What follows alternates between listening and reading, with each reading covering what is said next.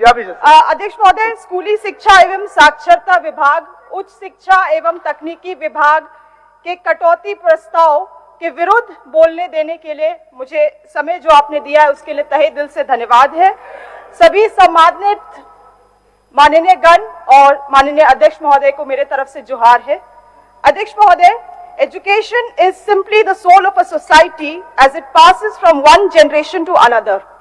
अध्यक्ष महोदय, भारतीय शिक्षा पद्धति हमेशा से एक बहुत समृद्ध पद्धति रही है और जिस तरह से भारत देश में 5वीं और 7वीं शताब्दी में नालंदा विश्वविद्यालय यहाँ पे कार्यरत था, उसी तरह से जब जो जीरो संख्या है अध्यक्ष महोदय, जो आज भी पूरा दुनिया इसमें निर्भर है उस संख्या में, उसकी खोज भी आर्यभट्ट, भारत के एक मैथमेटिशियन आर्यभट्ट ने किया। अध्यक्ष महोदय, जब पूरा विश्व ये मानता था कि पूरा दुनिया जो पृथ्वी है वो समतल है, उस वक्त अध्यक्ष महोदय भारत में भूगोल शब्द का उदय हो चुका था। अध्यक्ष महोदय, मगर लगातार इन्वेजन्स के कारण, आक्रमण होने के कारण ये देश की शिक्षा व्यवस्था आज चिंताजनक है और आज नतीजा ये हुआ है अध्यक्ष महोदय कि हम नए ज्ञान अर्जित करने के बजाय हम अंक के पीछे भाग रहे हैं, नंबर्स के पीछे भाग रहे हैं, कैसे ज्यादा से ज्यादा मार्क्स अर्जित कर सकते हैं इसके पीछे भाग रहे हैं और हमारा करिकुलम और परीक्षा भी इसी शॉर्टकट के इर्द गिर्द में केंद्रित है। अध्यक्ष महोदय, 75 वर्ष हो गया है भारत को आजाद हुए, 75 वर्ष, मगर आज भी हम अपने साक्षरता का मापदंड जो रखे हैं वो लिटरेसी रेट रखे हैं।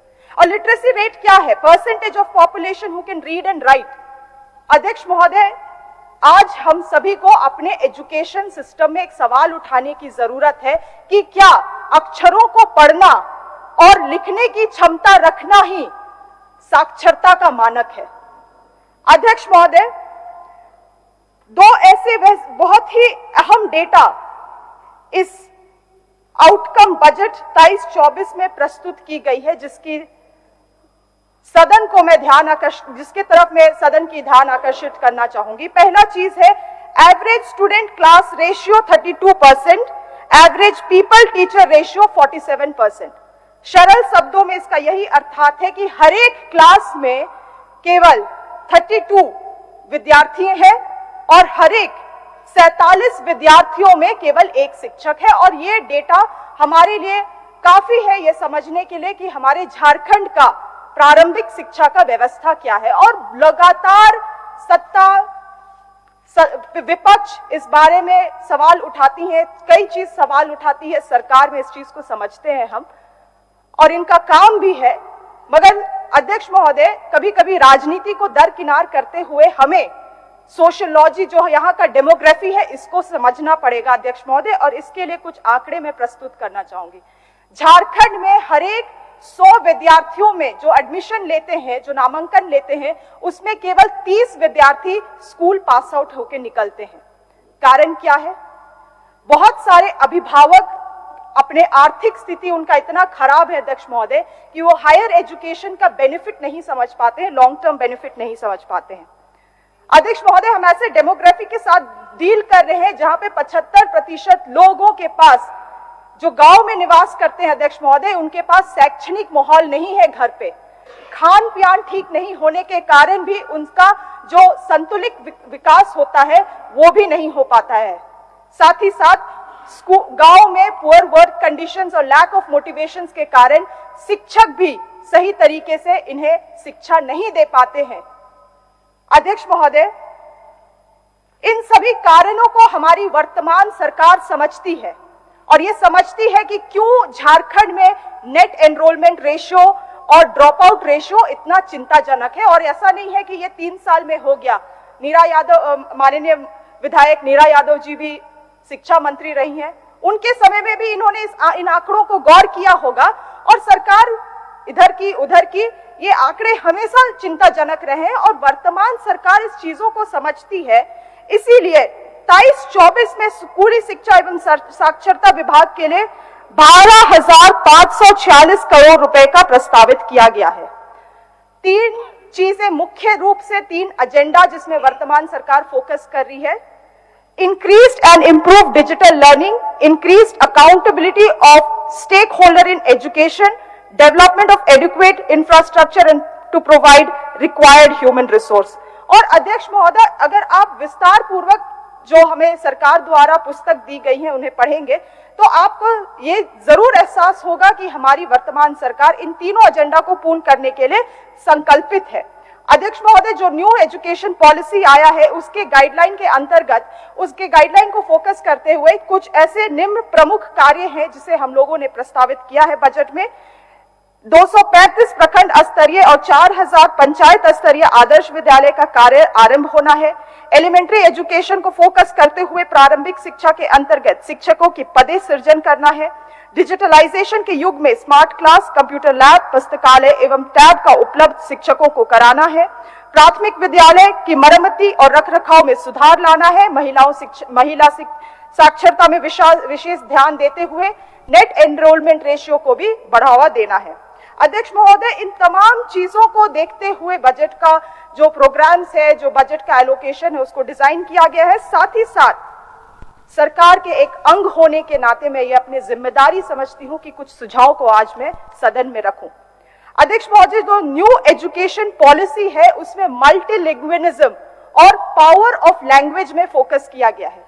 आज जब हम झारखंड में हिंदी और अंग्रेजी के टेक्स्ट बुक के माध्यम से बच्चों को जो शिक्षा प्रदान कर रहे हैं, उसके अलावे भी इस चीज को हमें झारखंड में रहते हुए समझना है कि हमारा झारखंड एक जनजाति बहुल राज्य है और इसीलिए जनजाति भाषाओं में हमें खास महत्व देना है, मगर ये कुछ वजह से नहीं हो पाता। अध्यक्ष महोदय, अगर मैं उदाहरण लूं तो 2010 में लगभग 69 पद वैकेंसी सृजित किए गए थे। इसमें से लगभग केवल 14 पदों में नियुक्ति हुई, 55 पद बैकलॉग में चले गए। 2015 में जब फिर से नियुक्ति हुई तो उसमें से भी केवल 22 पदों में नियुक्ति हुई, 55 में केवल 22 पदों में नियुक्ति हुई और जो बचे उसमें भी अध्यक्ष महोदय, उसमें भी पद जो थे वो केवल रिक्त रह गए, आज तक रिक्त है। और इसी तरह से अध्यक्ष महोदय कई सारी जनजाति भाषा है जिसमें कहीं ना कहीं हमारा फोकस हटते जा रहा है, हमारा जो कार्यकलाप है वो हटता जा रहा है, जिसके कारण भाषाएं विलुप्त होते जा रही हैं झारखंड में।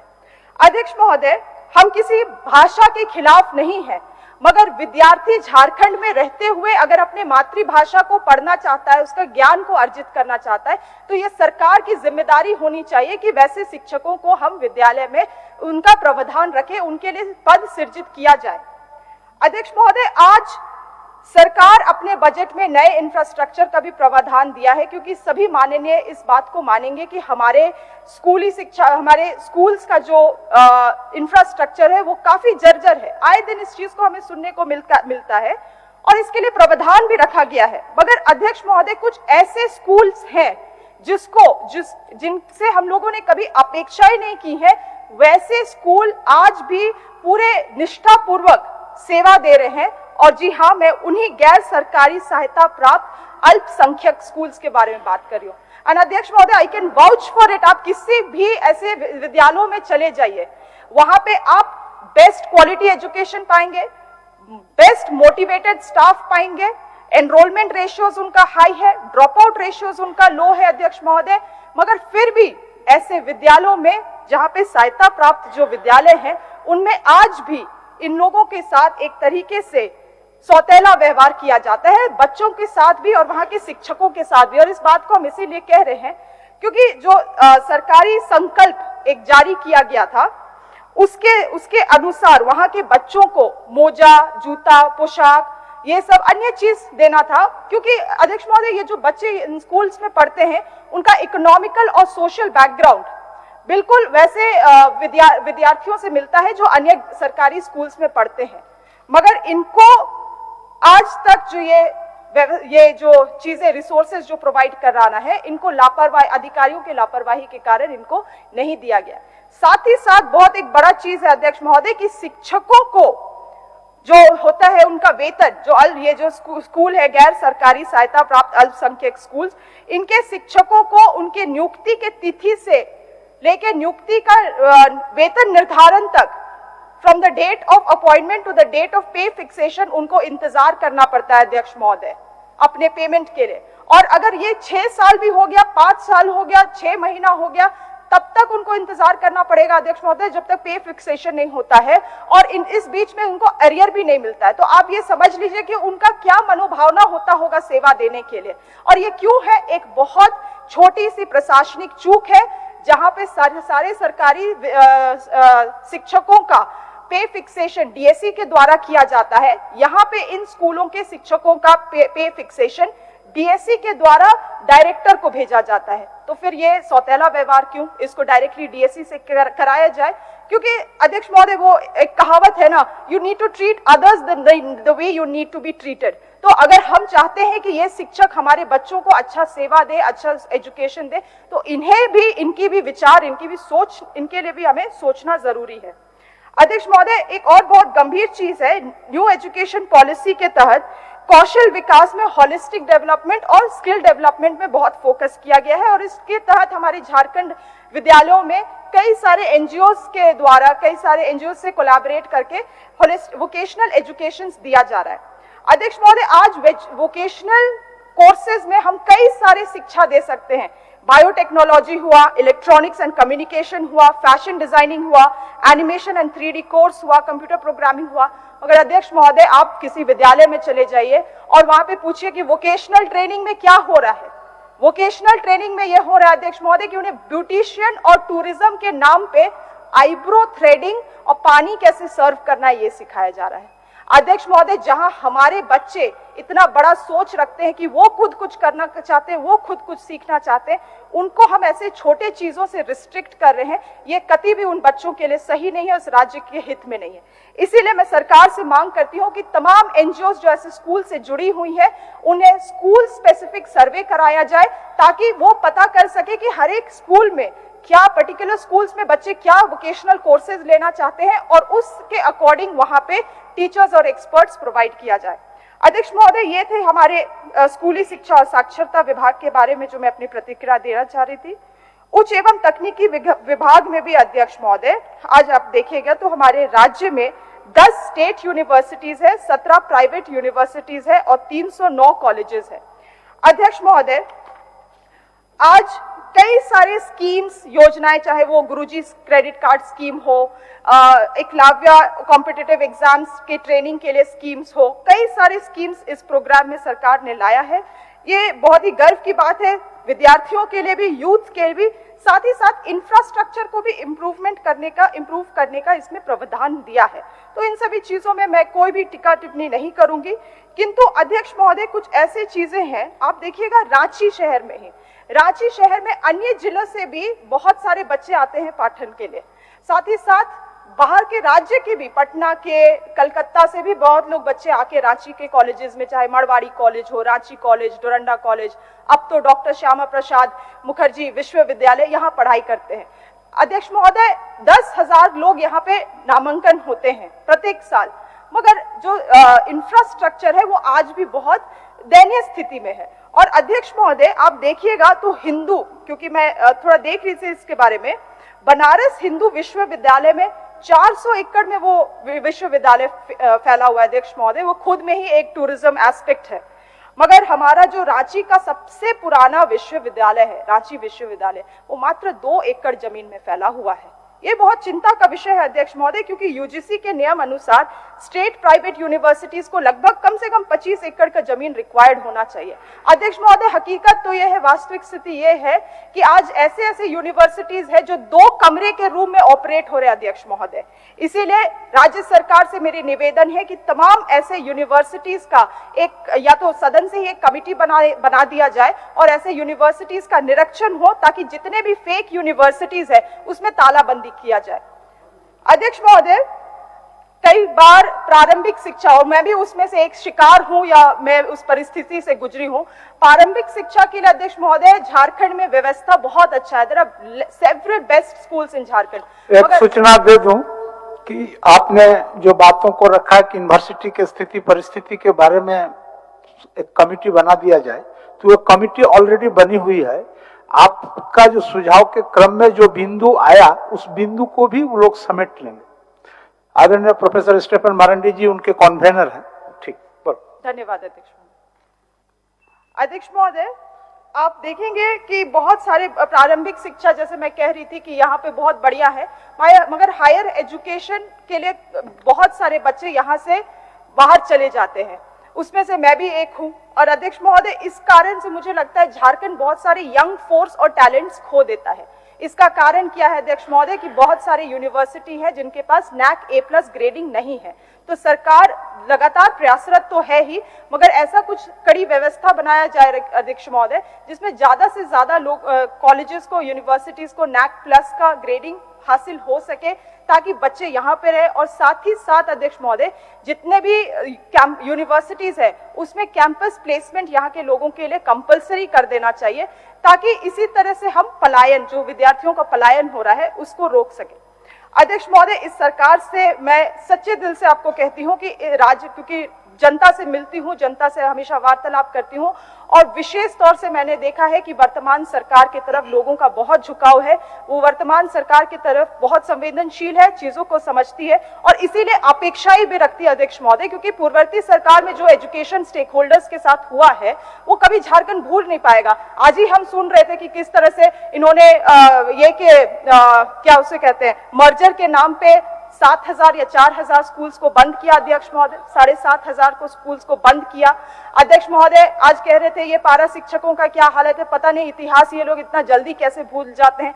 70,000 पारा शिक्षक अनिश्चित काल ये प्रोटेस्ट में बैठे थे अध्यक्ष महोदय, उन पे लाठी चली पर ये भूल गए।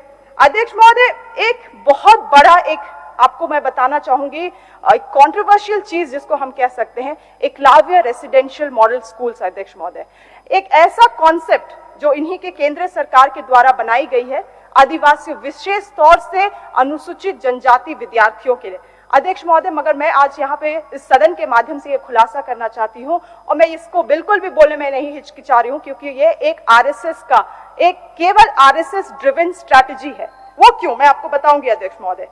आज इन्होंने ये स्कूल्स को बनाया है खास करके आदिवासियों के लिए, ताकि वहां पे आदिवासी बच्चों को वनवासी में बदला जा सके अध्यक्ष महोदय। अध्यक्ष महोदय, यहाँ पे जो करिकुलम है, चिंता तो इस विषय की है अध्यक्ष महोदय कि ये स्कूल्स में राज्य सरकार का कोई से नहीं है, ना तो करिकुलम में ना तो रिक्रूटमेंट में। ये खुद से रिक्रूटमेंट करते हैं, खुद से करिकुलम करते हैं अध्यक्ष महोदय। और आपको बता दूं, 35 जो यहाँ झारखंड में 35 एकलव्य मॉडल रेसिडेंट स्कूल चल रहे हैं, वो एनजीओस द्वारा संचालित किया जा रहा है अध्यक्ष महोदय, एनजीओस द्वारा संचालित किया जा रहा है। और कभी किसी को मौका मिलता है तो जरूर माननीय विधायक वहां जाके करिकुलम्स भी पढ़, नहीं बंद क्यों कराया जाए, स्कूल्स चले मगर राज्य सरकार को उसकी पूरे ये दिया जाए उसको ऑपरेट करने के लिए अध्यक्ष महोदय, ताकि ये सब जो भाजपा आइडियोलॉजी है जो आदिवासियों के ऊपर थोपा जा रहा है वो बंद हो सके अध्यक्ष महोदय। ये शिक्षा के आड़ में यहाँ की भाषा संस्कृति को खत्म करे, यहाँ की परंपरा को खत्म करे, आदिवासियों को वनवासी में धर्म परिवर्तन का कोशिश कर रहे अध्यक्ष महोदय, ये बंद होना चाहिए अध्यक्ष महोदय। एक आखिरी बात, I will be concluding in 1 minute अध्यक्ष महोदय। नीरा यादव जी हमारी ऑनरेबल एमएलए मंत्री भी रह चुकी है, वो एक आज अपने भाषण में एक स्टेटमेंट दिया उन्होंने कि 2016 में सहसम्मति से जो हम लोग ने स्थानीय नीति लाया उसके अनुसार हम लोगों ने 5 लाख नौकरी दिया। अब इस आंकड़े के पीछे एक गणित है जो पता नहीं सभी लोगों को मालूम है कि नहीं, मगर सदन के माध्यम से 3.25 करोड़ की जनता को और सदन को बताना चाहूंगी। ये गैजेट नोटिफिकेशन है अध्यक्ष महोदय 2016 का, इन्हीं की सरकार की है। 2002 में जब स्थानीय नीति जो रद्द की गई थी, 2002 में जब हाईकोर्ट ने स्थानीय नीति को रद्द किया था, तो उन्होंने कहा था कि स्थानीय व्यक्ति को पूर्ण रूप से परिभाषित किया जाए और यहां स्थानीय व्यक्ति की पहचान के लिए दिशा निर्देश गठित किया जाए। स्थानीय व्यक्ति, forget everything, let's focus on स्थानीय व्यक्ति। अध्यक्ष महोदय, इन्होंने क्या खेला किया है शब्दों का, इन्होंने बनाया विषय झारखंड के स्थानीय निवासी का परिभाषित और पहचान अध्यक्ष महोदय, पर निवासी व्यक्ति को इन्होंने बदल दिया निवासी में। और निवासी क्या है अध्यक्ष महोदय? आप इसको डिक्शनरी सर्च कर लेंगे तो निवासी का मतलब होता है resident. Resident is always temporary. तो इनका ये खेला रहा, टेम्पररी रेसिडेंस अध्यक्ष महोदय। और जब आप जो पॉइंटर्स दिए गए हैं इसको जब आप पढ़ेंगे तो सेकंड पॉइंटर जो कुछ चीजें हैं जिससे आपको स्थानीय निवासी का दर्जा मिलेगा। माननीय सदस्य, जस्ट 15 सेकंड्स अध्यक्ष महोदय। क्या ऐसे चीजें हैं अध्यक्ष महोदय जिसकी नहीं, नियोजन नीति का इतना बड़ा डिस्कशन है अध्यक्ष महोदय, एटलीस्ट इसमें बोलने के लिए 2 मिनट तो मुझे बनता है। अध्यक्ष महोदय, स्थानीय व्यक्ति को जब हाईकोर्ट ने परिभाषित करने बोला तो इन्होंने स्थानीय निवासी बना दिया। और अध्यक्ष महोदय खंड 2 में क्या लिखता है? बहुत सारे 6 चीजें हैं, उसमें से खंड 2 में लिखता है कि किसी व्यापार, नियोजन एवं अन्य कारणों से झारखंड के भौगोलिक सीमा में विगत 30 वर्ष से अधिक अवधि से निवास करता है एवं अचल संपत्ति अर्जित करता है, ऐसे व्यक्ति की पति पत्नी सनातन हो झारखंड का निवास करने की प्रतिबद्धता रखने की प्रतिज्ञा रखता है। अध्यक्ष महोदय, तो यही था इनका बैकडोर से एंट्री। 5 लाख सदस्य बैकडोर से इन्होंने घुसा दिया ये नियोजन नीति, ये स्थानीय नीति बना के व्यक्ति को निवासी। और ये हमसे 1932 का बात करते हैं अध्यक्ष महोदय। आपके समय के लिए धन्यवाद। माननीय सदस्य डॉक्टर लंबोदर महतो, बोलिए। लंबोदर महतो बोल लीजिए, बोलिए। 1 मिनट लंबोदर। अध्यक्ष महोदय,